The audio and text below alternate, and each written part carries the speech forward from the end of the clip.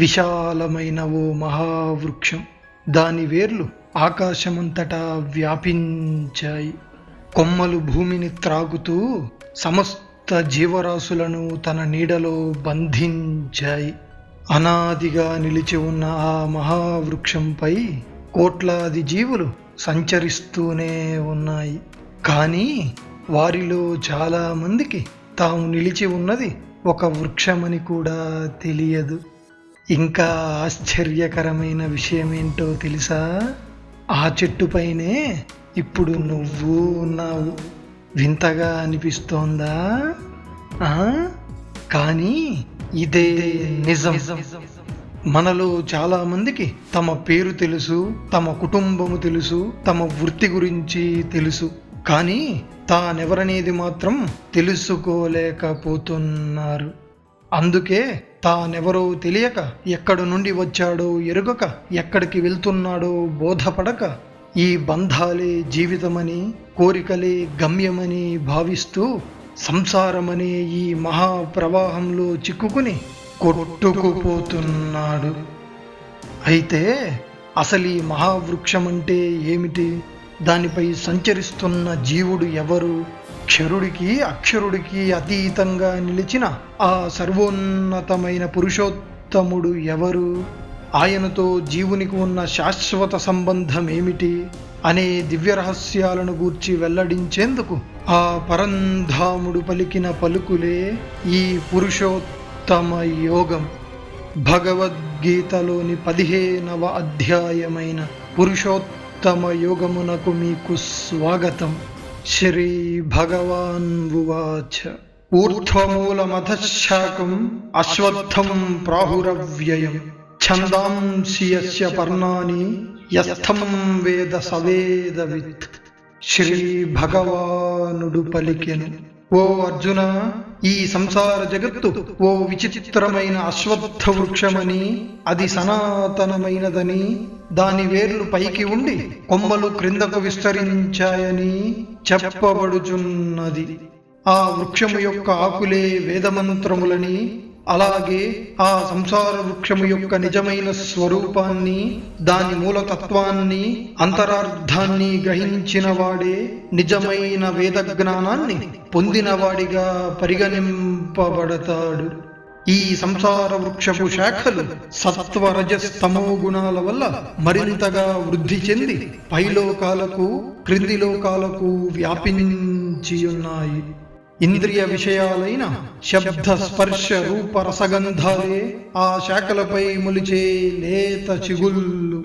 అంతేకాక జీవులను కర్మానుసారంగా బంధించుచున్న అహంకార మమకార వాసనలు ఉపవేర్ల వలె విస్తరించి వారిని సంసార బంధనాలకు గురి చేస్తుంటాయి. ఈ సంసార వృక్షము యొక్క యథార్థ స్వరూపమును గూర్చిగాని, దాని ఆది మధ్య అంతములను గూర్చిగాని ఈ లోకంలో ఎవ్వరికీ స్పష్టంగా తెలియదు. అందువల్ల దృఢమైన మూలాలను కలిగిన ఈ సంసార రూప అశ్వత్థ వృక్షాన్ని వైరాగ్యమనే పదునైన ఖడ్గంతో ఖండించి ఆపై పరమపదాన్ని అన్వేషించవలెను. ఆ పరమపద స్థితికి చేరుకున్న వారు మరలా ఈ సంసార జగత్తునకు తిరిగి రారు. కావున అనాదిగా ఈ సంసార వృక్ష పరంపరను కొనసాగించుచున్న ఆది పురుషుడైన పరమేశ్వరుణ్ణే శరణు పొందవలెను. నిర్మాణమోహ జితసంగదోష అధ్యాత్మనిత్య వినివృత్త కామాః ద్వంద్వైర్విముక్తాః సుఖదుఃఖ సంజ్ఞైః గచ్చంత్యమూఢాః పదమవ్యయం తత్.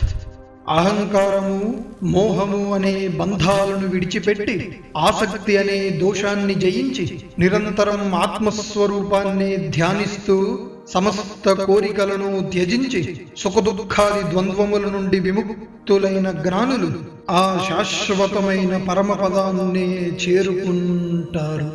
స్వయం ప్రకాశ స్వరూపమైన నా దివ్యధామమును సూర్యుడు గాని, చంద్రుడు గాని, అగ్ని గాని ప్రకాశింపజేయలేరు. అట్టిన పరంధామాన్ని చేరుకున్న మహాత్ములు మరలా ఈ జనన మరణ సంసార చక్రములోకి తిరిగి రారు. ఈ జీవలోకంలో ఉన్న ప్రతి జీవాత్మ నా సనాతన అంశమే.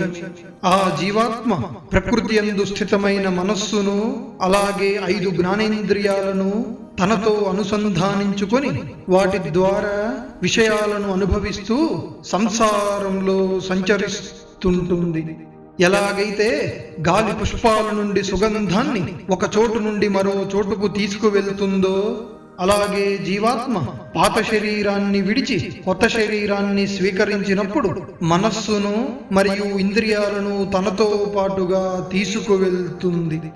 ఈ జీవాత్మ చెవి, కన్ను, చర్మం, నాలుక, ముక్కు అనే జ్ఞానేంద్రియాలను అలాగే మనస్సును ఆధారంగా చేసుకొని ఈ జగత్తులోని శబ్ద, రూప, స్పర్శ, రసగంధాది విషయభోగాలను అనుభవిస్తుంటుంది. జీవాత్మ శరీరాన్ని విడిచిపెడుతున్నప్పుడు గాని, శరీరంలో ఉన్నప్పుడు గాని, లేదా గుణాలతో కూడిన అనుభవాలను పొందుతున్నప్పుడు గాని మోహంతో మూర్ఛితులైన అవివేకులు దానిని గుర్తించలేరు. కానీ జ్ఞాన దృష్టి కలిగిన వారు మాత్రమే ఆ సత్యాన్ని స్పష్టంగా దర్శించగలరు. యోగాభ్యాసము ద్వారా నిష్ఠతో ప్రయత్నించే యోగులు తమ అంతరాత్మలో ఉన్న పరమాత్మను దర్శించగలరు. కానీ ఆత్మశుద్ధి లేని చంచల మనస్కులు ఎంత ప్రయత్నించినను ఆ సత్యాన్ని గ్రహించలేరు. యదాదిత్యగతం తేజో జగద్భాసయతేఖిలం యచ్చంద్రమసి యచ్చాగ్నౌ తత్తేజో విద్ధిమామకం. ఓ అర్జున, సమస్త జగత్తును ప్రకాశింపజేయుచున్న సూర్యుని యందుగల తేజస్సు, అలాగే చంద్రుని యందుగల తేజస్సు, అగ్ని యందుగల ప్రకాశము నా దివ్య తేజస్సేనని తెలుసుకొను. అలాగే నేను పృథ్వీ యందు ప్రవేశించి నా శక్తి ద్వారా సమస్త జీవజాతులను ధరించి పోషించుచున్నాను. అంతేకాక నేను రసస్వరూపుడైన చంద్రునిగా ఉండి సమస్త ఔషధాలకు పుష్టిని చేకూరుస్తుంటాను. అహం వైశ్వానరో భూత్వా ప్రాణినాం దేహమాశ్రితః ప్రాణాపాన సమాయుక్తః పచామ్యన్నం చతుర్విధం. నేనే సమస్త ప్రాణుల యొక్క దేహమునందు వైశ్వానరాగ్ని అనే రూపంతో ఉండి ప్రాణాపాన వాయువుతో కలిసి వారు తీసుకునే 4 రకాల ఆహార పదార్థములను జీర్ణము చేయుచున్నాను. వివరణ: 4 రకములైన ఆహారములు: భక్ష్య, భోజ్య, చోష్య, లేహ్యములు.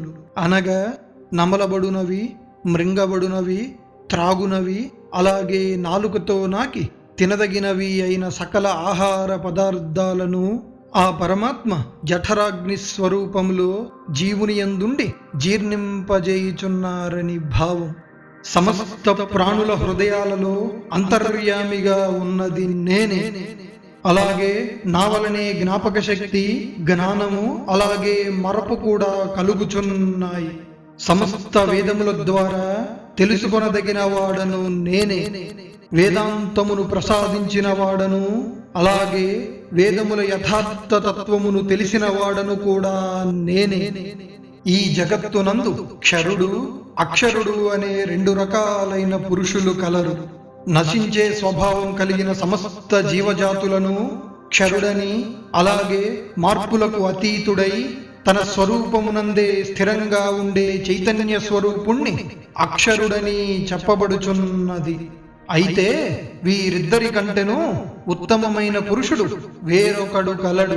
అతడే నాశరహితుడైన పరమేశ్వరుడని, పరమాత్ముడని పిలువబడుచున్నాడు. అతడు ముల్లోకాల యందు ప్రవేశించి సమస్త సృష్టిని ధరించి పోషించుచున్నాడు. నేను క్షరుని కంటెను అతీతుడను, అక్షరుని కంటెను ఉత్తముడను. అందుచేత ఈ లోకములోను వేదములలోనూ నేను పురుషోత్తమునిగా ప్రసిద్ధికెక్కాను.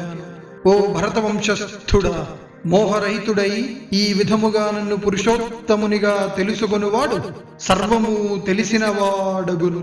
అట్టివాడు తన సంపూర్ణ హృదయముతో నిరంతరం నన్నే భజించుచుంటాడు. ఇతి గుహ్యతమం శాస్త్రం ఇదముక్తం మయా నఘ ఏతద్బుద్ధ్వా బుద్ధిమాన్ స్యాత్ కృతకృత్యశ్చ భారత. దోషరహితుడవైన ఓ అర్జున, అత్యంత గోప్యమైన ఈ శాస్త్రాన్ని నేను నీకు తెలియజేసి తిని. దీని తత్వమును అర్థం చేసుకున్నవారు బుద్ధిమంతులై కృతార్థులవుతారు అని కృష్ణ పరమాత్మ అర్జునునితో పల్కెను.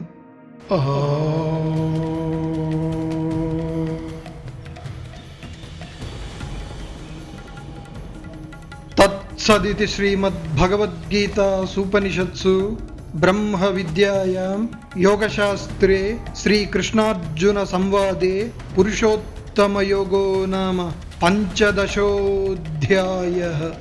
ఈ విధముగా శ్రీమద్భగవద్గీతలోని 15వ అధ్యాయమైన పురుషోత్తమ యోగం ముగుస్తుంది.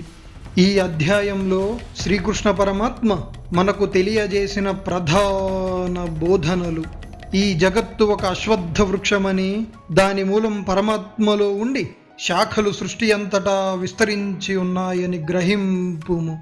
ఈ సంసార వృక్షము యొక్క నిజస్వరూపాన్ని తెలుసుకున్నవాడే నిజమైన జ్ఞాని. సూర్యచంద్రాగ్నులలోని తేజము, జీవులలోని జఠరాగ్ని, మేధస్సు, మరపు మొదలైనవన్నింటికీ కారణము వేదకర్త అయిన పరమాత్మయేనని తెలుసుకొనుము. ఈ సృష్టి యందు 2 రకాలైన పురుషులు కలరు: క్షరుడు, అక్షరుడు. వీరిద్దరి కంటేనూ అతీతుడైన వాడు పరమ పురుషుడైన పరమాత్మ. ఆయనే ఈ సమస్త జగత్తును ధరించి పోషించుచున్న ఈశ్వరుడు. క్షరునికి, అక్షరునికి అతీతుడైన ఆ పరమేశ్వరుణ్ణే వేదాలు పురుషోత్తమునిగా కీర్తించాయి. ఈ పురుషోత్తమ తత్వాన్ని గ్రహించిన జ్ఞాని మోహరహితుడై సంపూర్ణ హృదయంతో నిరంతరం ఆ పరమాత్మనే భజించుచుంటాడు.